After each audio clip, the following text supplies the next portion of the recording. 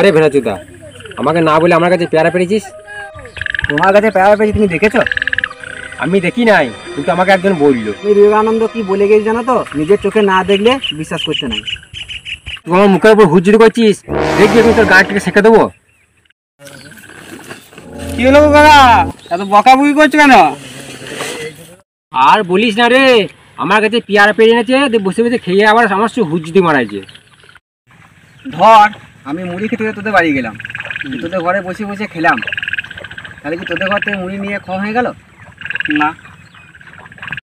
তোর বউ মিলে মেলা গেলি, তুই একটু মোগলাই দোকানে বসিয়ে রেখে তুই কোথায় গেলি, তাহলে কি বউটা কি তোর মোগলাই দোকানওয়ালা হয়ে গেল?